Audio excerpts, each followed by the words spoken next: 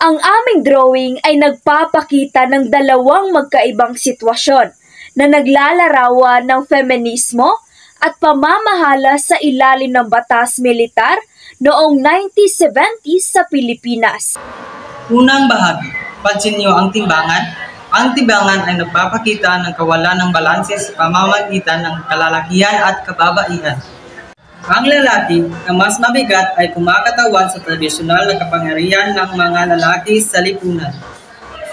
Ang babae naman na mas magaan ay nagpapakita ng kawalan ng pantay na karapatan at kapangyarihan ng mga kababaihan.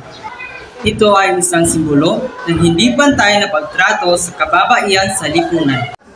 Ito ay may kaugnayan sa feminismo dahil ang feminismo ay lumalaban para sa pantay na karapatan ng kababaihan.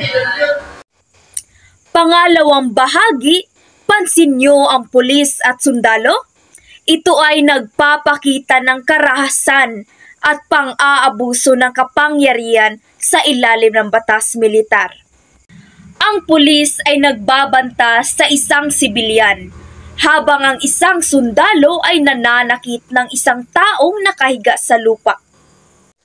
Ito ay sumisimbolo sa pang-aapi at kawalan ng hustisya sa panahon ng batas militar.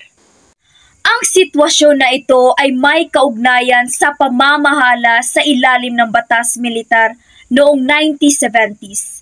Dahil sa panahong ito ay marami ang nagdusa sa kamay ng mga awtoridad.